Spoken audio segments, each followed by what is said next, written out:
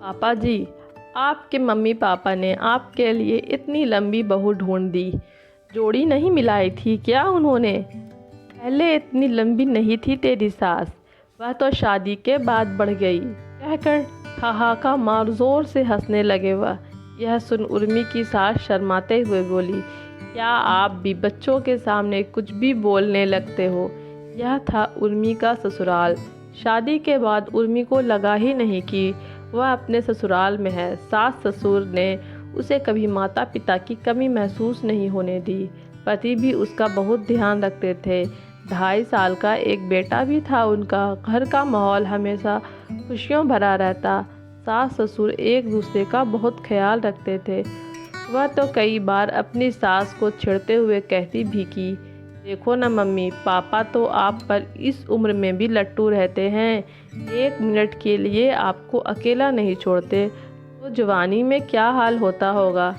यह सुनकर उसकी सास कहती, अरे पगली, उस समय घर परिवार काम धंधे से कहाँ फुर्सत थी। पहले तो हम अपने सास ससुर के सामने घूंघट में ही रहते थे, जी भरकर देख भी नहीं पाते थे एक दूसरे को।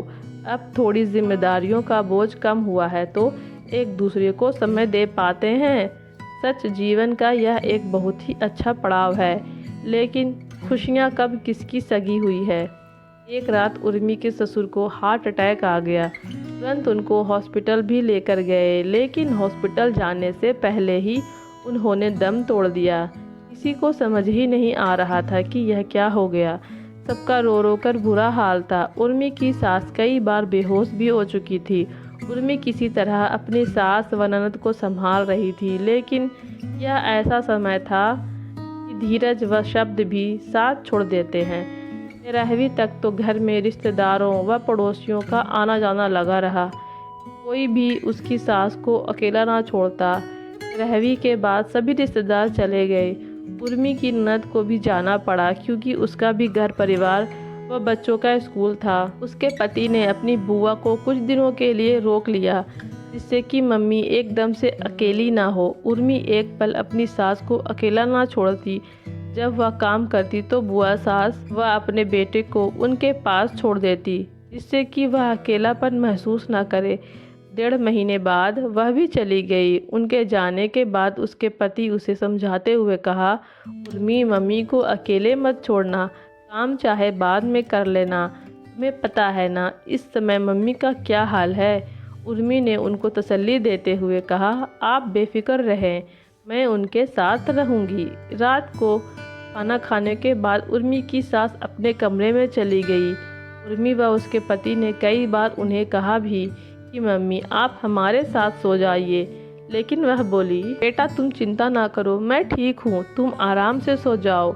देर रात उर्मी उठी तो उसने उनके कमरे की लाइट जली हुई देखी। दरवाज़ा खोलकर देखा तो वहाँ अकेली बैठी हुई थी। उर्मी उनके पास जाकर बैठ गई और बोली, मम्मी जी नींद नहीं आ रही, क्या पापा की याद आ रही है?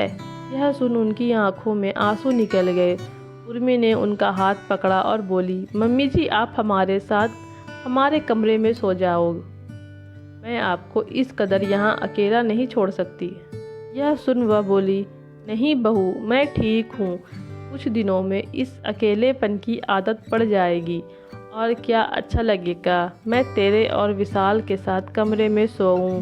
मम्मी कैसी बात कह रही हो, हम आपके बच्चे हैं। यह समय ऐसी बातें सोचने का नहीं है। क्या आपको लगता है कि आप यहाँ परेशान रहोगी और हम वहाँ चैन से सो जाएंगे? नहीं मम्मी, आपको हमारे साथ चलना ही होगा। बच्चों जैसी जिद मत कर बहू। मम्मी, उर्मी सही जिद कर रही है और हम सबके बीच आप अकेले रहो तो फिर हमारे होने का क्या मतलब। उठो, अब हम आपकी एक नहीं सुनेंगे। यह कह दोनों उन्हें अपने साथ ले गए। उर्मी छोटे चिंटू को ज़्यादा समय अपनी सास के पास छोड़ देती। चिंटू अपनी दादी के साथ खूब खेल कूद करता। रात में वह उसे कहानियाँ सुनाती। अब वह कहानी सुनते सुनते उनके पास ही सोने लगा। कुछ ही दिनों के बाद उसे अपनी दादी के साथ सोने की आदत पड़ गई। किसी की कमी तो कोई पूरी नहीं कर सकता, लेकिन परिवार के सहयोग से एक बुजुर्ग का अकेलापन ज़रूर दूर हो सकता है। जैसे उर्मी व विशाल ने किया। उनके सहयोग व अपनेपन के कारण उर्मी की सास इस दुख से धीरे धीरे उभरने लगी थी और अब अपने पोते के साथ अपने कमरे में सोने लगी।